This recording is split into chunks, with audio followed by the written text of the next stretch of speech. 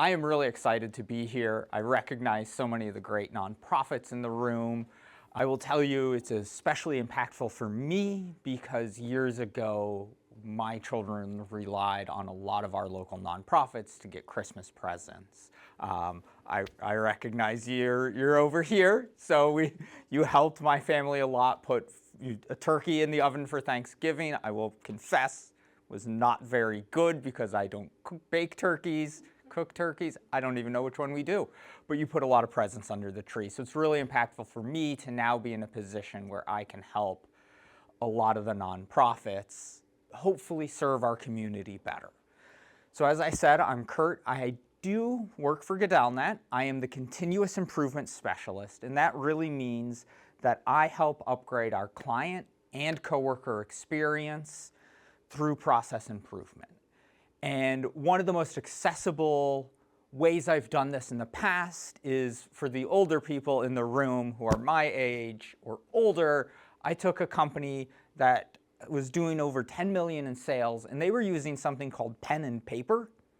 My kids don't know what that is, but I took them from that to electronics because no discredit to their sales team, over about 24 pieces of paper. They couldn't write the same address down twice. So material would go to one house, crews would go to another, and it only took one time that we started work on the wrong house before we realized that this is not a good system, and the downside to that was very costly. So now at GoodellNet, I really do the same thing, and I've spent the last 2 years upskilling myself and others on AI and launching AI products both internally and client-facing as far as how we interact with each other. Right now, Rachel is helping send hundreds and hundreds of emails to our clients, letting them know about a new AI product that they're going to be experiencing through us. So we have a lot that we're doing. But today we're really going to focus on the difference between responsible AI and reckless AI is simple. Follow the do's and avoid the don'ts. Now, that is generally the story for all of life. Do what you should be doing and don't do what you shouldn't be doing. But oftentimes, as with life and AI, it is just more complicated than that. So we're going to talk about do the do's. We're going to talk about don't do the don't do's. We're not going to talk about yabba dabba do. And why we're going to talk about this is because Gen AI is everywhere. It is in your phone, especially if you have a newer phone. It is in Google. Our schools put out a rule that you're not allowed to use AI for certain projects, which becomes very difficult because that really means you can't use Google right now because the first thing that comes up is the AI summary. So it's made parenting children a little more difficult and teaching children a little more difficult because it is right there. Some of the software you use to manage your donors and your clients has AI in it. It's made the news recently that they are rolling this out, especially on the donor level, of AI in that software. If you use Adobe software, AI is built into it. It is really everywhere now. So the do's and the don'ts become super important. But before we get to that, we're going to talk about some of my other favorite things, cookies. I gave AI a prompt cookie recipe. Now in a few minutes I'm going to tell you that this is a bad prompt and you shouldn't give AI a prompt like cookie recipe, but I did this as a reason. AI in its core is a prediction engine. It wants to think about what comes next. So by giving it a prompt like cookie recipe, I'm really asking it to think about what type of cookie do I want, predict what type of cookie I want. And universally, it made the right choice and gave me chocolate chip cookie recipes. Now this is my grandma's chocolate chip cookie recipe. She calls this the Toll House cookie recipe. It is not the Toll House cookie recipe. I actually looked it up. It has never been the Toll House cookie recipe. Manus AI was the only one who decided not to give me a chocolate chip cookie recipe. It gave me a peanut butter cookie recipe. So the only response to that was to delete the app from my phone and not use it again. Because I cannot wholeheartedly support peanut butter cookie recipes. So I asked a bunch of AIs, well over a dozen, cookie recipe. Because I wanted to see what it was going to predict I wanted, chocolate chip cookies, and then what recipe it was going to give me. So I have two examples. I have ChatGPT, which you're all familiar with. You've probably used it directly. If you haven't used it directly, I promise you've used it indirectly. It gave me a recipe very similar to Grandma's in the order of ingredients. If you don't bake a lot, one thing to know is ingredients are listed in step order, and within those steps by the amount of the ingredient. So ChatGPT, the first ingredient in the first step is 1 cup of butter. That is a delicious amount of butter for cookies. Twice as much as Grandma put in. LayChat, which is clearly a French AI, gave us a slightly different first step. It started off with the dry ingredients, which is a very normal way to make cookies. This is what you're going to do if you're using boxed cookies or something like muffins out of a box. This is usually the first step. Now, I picked LayChat again because it's French and they're known for two things: delicious baked goods and the Tour de France, both things I love, so I figured this was going to be a safe choice. So these made great predictions on how to make a cookie recipe. But they all failed in one spot. Me. I didn't give clear enough instructions on how to make those cookies. Because the first thing you should do with any chocolate chip cookie recipe is double the amount of chocolate chips. Don't follow Grandma's recipe, which somehow makes 50 cookies, probably 1 chocolate chip per cookie, it seems. You should just double that right off the bat. Other than that, these are going to be very simple recipes and very similar. The thing to know that if you put this prompt into those AIs right now, you would probably get a different recipe than me, because behind the scenes, it's working all sorts of math and algorithms and learning and science and other things that I honestly don't understand and don't need to understand to make those cookies. But that brings us to the main challenge of AI, balancing the fear and the hype. A lot of what we hear about AI falls into one of those two categories. It's going to steal your job, or it's going to make life Shangri-La. Now, neither one is probably true. So let's look at some recent information. Last year, Harvard Business Review put out a statistic that 40% of all work activity can be augmented, automated, or reinvented with Gen AI. That does not mean you look around the room and wonder which of you is not going to have a job because of Gen AI. You should look around the room and think about what tasks we can help each other with to augment, automate, or reinvent that let you spend more time throwing Halloween parties and decorating and getting away from some of those deep administrative tasks and the repetitive tasks that we can let AI help with, so you can be in front of the community better, so you can serve more, so you can spend more time wrapping Christmas presents. You can spend more time talking directly with individuals about avoiding domestic abuse and about how to better serve the elderly. Spend that hands-on time. That is what that 40% is asking you. It should never replace the human activities, but it can replace some of that back and forth paperwork. Now, for a moment, I'm going to put on my nerdy economic hat and talk about this graph. This is a graph of the occupational mix over 3 distinct periods. The first one is the introduction of the computer into businesses, then the introduction and adoption of internet, and then the introduction of generative AI. Now, the occupational mix is simply, if you poured all of the jobs into a bucket, what jobs are going to be in the bucket. And this is every type of job, and that's what it's looking at. You're familiar with this from when you file your taxes. It asks what your occupation is. This is that data. Now, you fill this out many other places. Generally, when your payroll department does payroll, anytime you fill out a government form, it's going to ask this so it can gather this. The reality is, if we look at the 30 months since the introduction of the internet, since the introduction of the computer and Gen AI has only changed, or that mix has only changed since that 30 months, just under 1% more than the internet, just over 1% more than the computer. And that simply means that what you were doing 30 months ago is what you're doing now. These changes are within the general seasonal change percentages.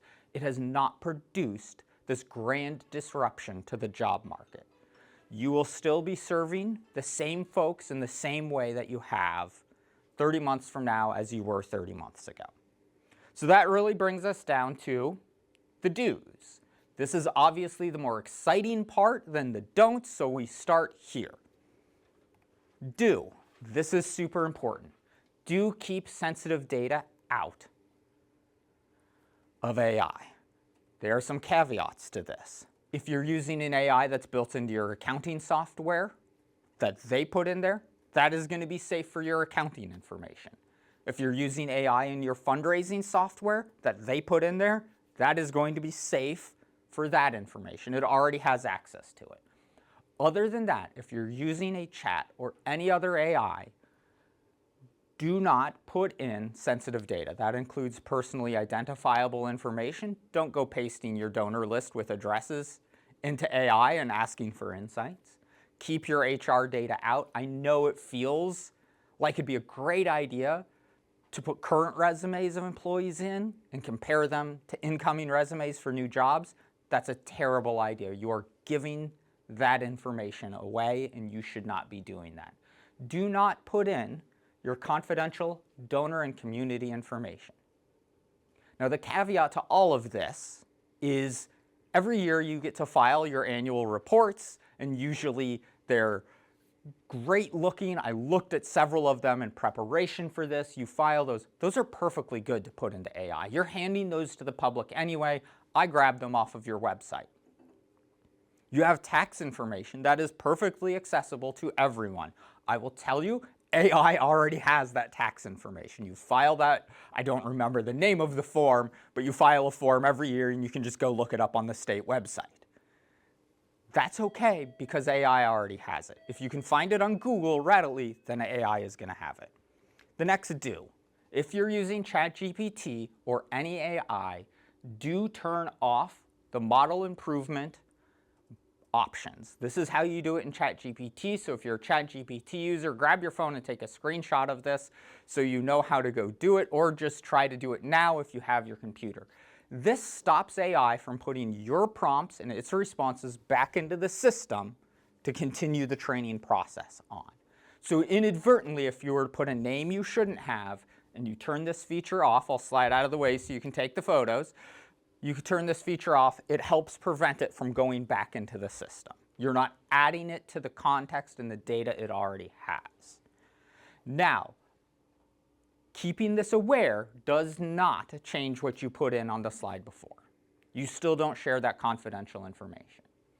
And whether you're using the paid service or the free service, I want you to treat all AI like it's the free service and it's feeding everything back to the company that runs it. Do, and this is hopefully going to be a few of the most important and helpful slides, do learn prompt techniques. As I said, cookie recipe is a terrible prompt. It did not get me what I want because I didn't tell it what I wanted. I didn't tell it I want a cookie recipe that I can eat raw out of the fridge and that has twice as many chocolate chips in it. I certainly didn't tell it that I really like the dark chocolate chips. So it didn't produce the recipe that I wanted, but it produced the recipe I asked for. So break things down into smaller tasks. Don't give AI a list of a dozen things to return answers on. One at a time. It's a chat, just like you're talking to a person, just like we were talking before here. We didn't ask someone a dozen introductory questions and then wait for their response. Don't treat AI the same way. Be specific. I want a chocolate chip cookie recipe with a bunch of extra chocolate chips in it. Also keep it simple. I don't need to throw a bunch of complex instructions in and complex things that don't relate to the cookies unless I need that. Ask it for options. Give me 2 chocolate chip cookie recipes. It will produce 2, then you can compare them. Guide the tone. I want you to return this chocolate chip cookie recipe in a sarcastic, rude tone like my high school son would speak to me in, so he is able to go cook this. That said, we're going to talk about 2 actual prompting techniques, ways you can ask AI questions that it will return good quality answers on. This first one is called role task format, And it is very clear as to what you're trying to get. The role: act as a superstar executive director of a nonprofit in Hamilton County, Indiana. Your mission statement is, for you all fill in the blank. You can put additional details in there. Really depends on what your task is going to be. You can put your annual report in there. You can put a budget in there. As long as that information isn't confidential, put that in. Your task: really simple. Find grants that help children to learn bicycles. Cookies and bicycles are some of my favorite things if you're not noticing that pattern yet. And the format: you want them returned in a list. List them in a table sorted by application due date, right? Because if you're applying for grants, you probably want to know, which one do I need to start working on today because the deadline's tomorrow and I've put this off. Now again, this is a chat. This is a great opportunity to use some of these models that do deep thinking, that do research, because it can spend 10 minutes grinding through and producing a list. But the next thing you may ask is, based off of my financials and my prior year annual reports, which grants am I most likely to win? And it will be able to produce a list of that. Now the next step for you is going to be to challenge it. Are you sure? Why did you make those decisions? Help get feedback. If you haven't noticed, you're treating this just like you would a magical assistant who can just go gather this information quickly. So you can have those conversations, challenge its thinking. You're not going to offend AI, and even if you manage to, you can just start a new chat. That's the simple part. The next step is simply ask AI for a prompt.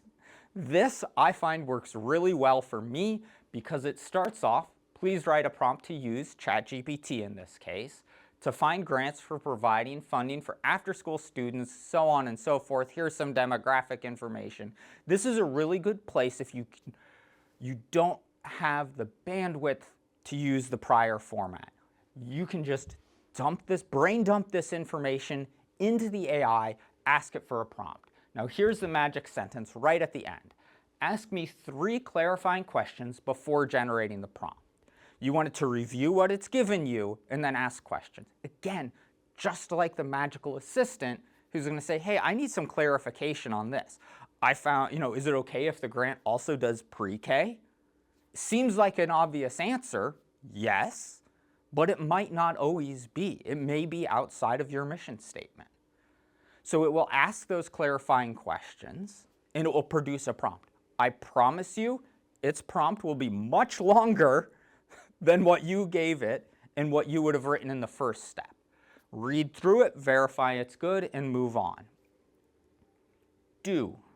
Use AI as a thought partner and decision maker. Work with AI to do brainstorming, to verify communication, to think through some donor strategy or some giving strategy or a service strategy. If you're thinking about doing a new event, use AI to be like, hey, I live in Noblesville. We're looking to do this event for these people. What's a good date for this event? Dump all the calendars you can get your hands on into it and let it do that hard work. Let it propose 3 or 4 dates. Draft coaching content or reframe messaging for clarity. I use this one all the time. It is simply better. I managed to never learn the parts of a sentence in school, which, by the way, does make it very hard to help my daughter learn those. So I use it to clarify my writing a lot, because it will be like, Kurt, you cannot use parts of sentences every single time. You eventually need commas and semicolons and periods or paragraphs. But I want to focus on drafting coaching content. Now there are 2 key words here. Draft. AI should never be your final product. It is great for making a draft. But I want to talk about how you all can use it as coaching for yourselves. Because you're a group of executive directors, and it's awesome that you meet once a week, hopefully more, to bounce ideas off of. But what do you do if you call a donor and you're talking to them and that call just goes poorly? Who do you lean on for advice of how do I get that relationship back on track? You can't always go running to your board. You may not have a large staff behind you. So you can take, if your phone system lets you, and if it doesn't have any personal identifiable information, that conversation, put it into an AI, explain the situation, change the names, make sure you didn't share any other details. How can I fix this? Give me 3 ideas for a follow-up call to get this relationship back on track. That is a great use of AI as long as you respect what you're not supposed to put in there. So you can lean in on it as a coaching tool for yourself. You can also use it as a coaching tool for other people. That said, you're still the coach.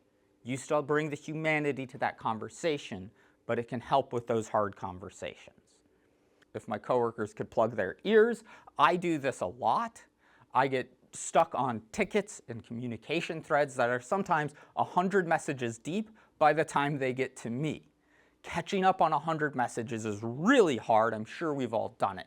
So I'll ask Copilot, in this case, hey, give me a summary of what's going on here. It's not cheating. I really think of it as I'm turning the book over and reading the summary on the back of the book, right?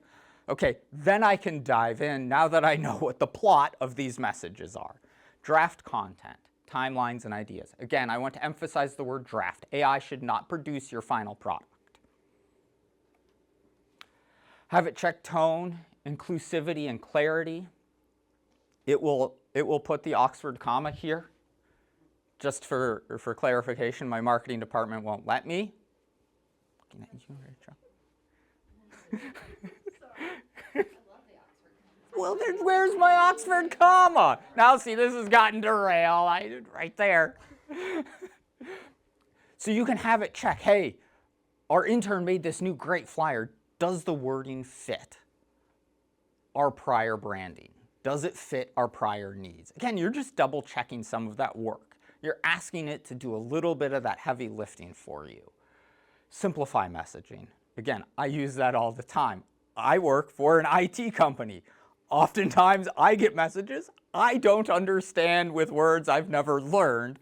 I need to dump those into AI so I can catch up with that conversation without being the one to disrail it and say, I'm sorry, I don't understand what's going on.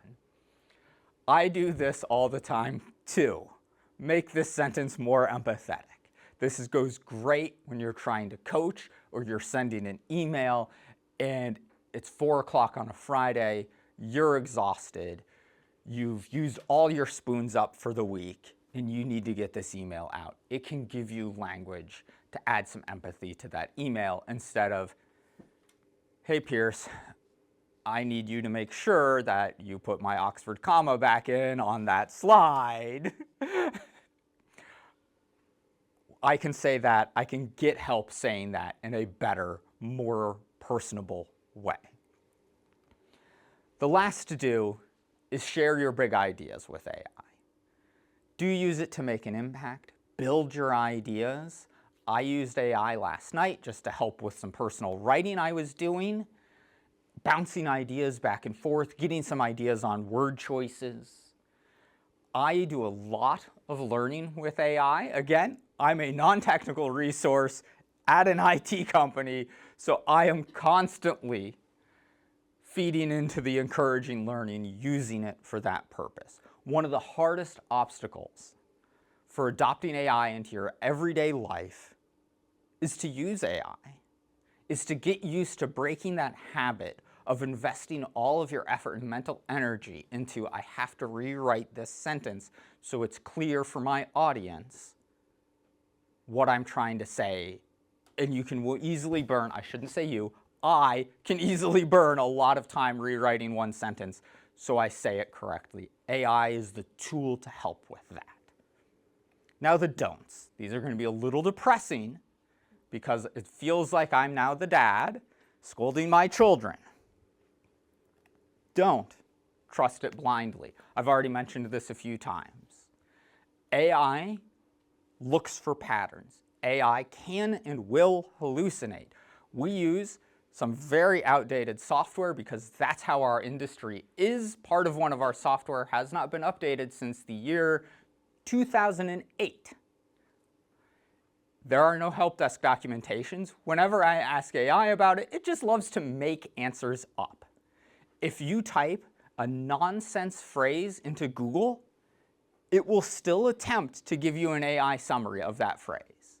Sometimes it will say, I'm not quite sure what you're thinking.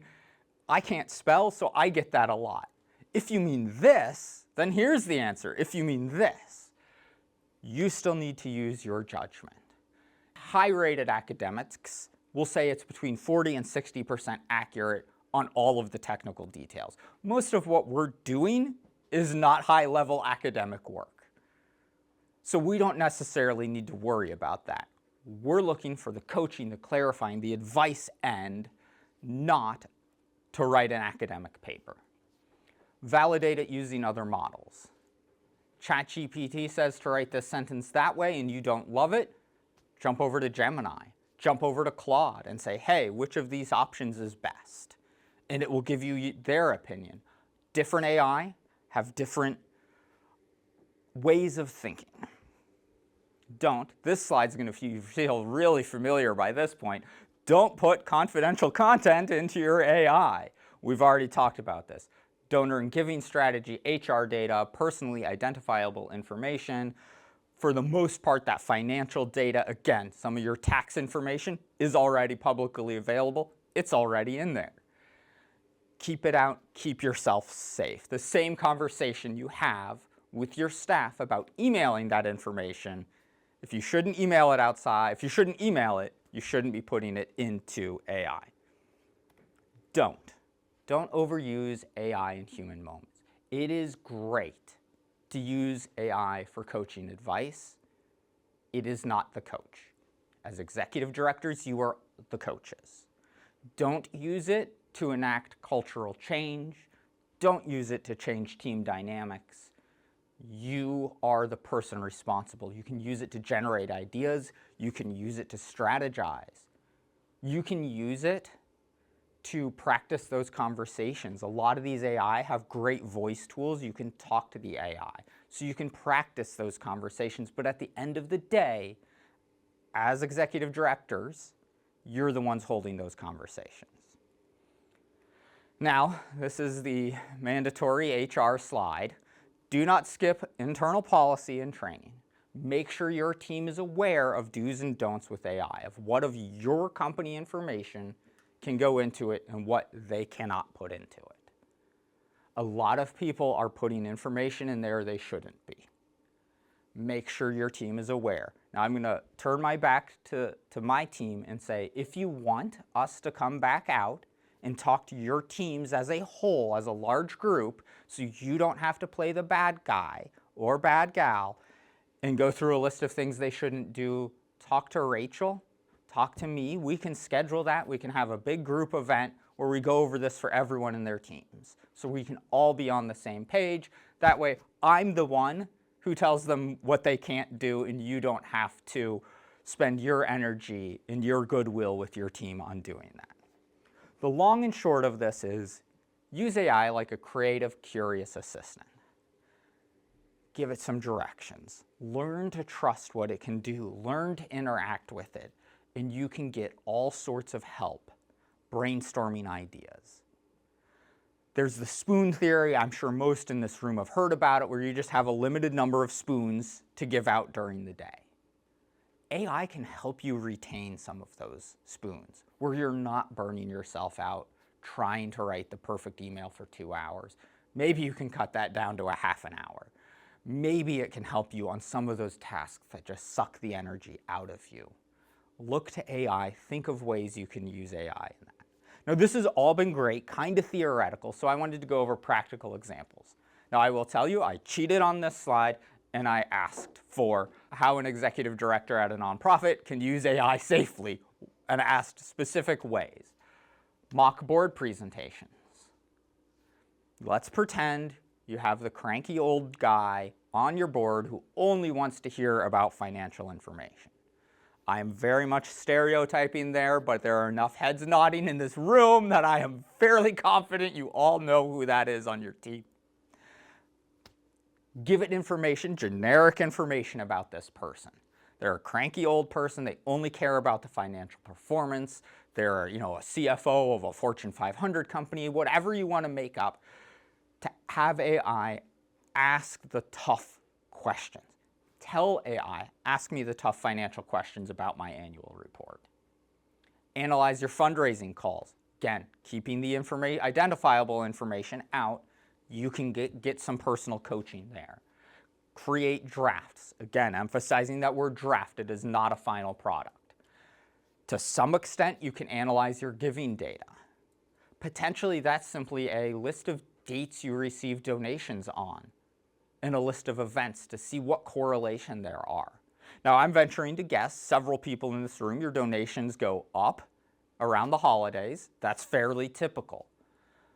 Maybe then you ask for strategies of how, what can I do in July to help increase this? Do I need a float? Do I need to be at the 4th of July fireworks?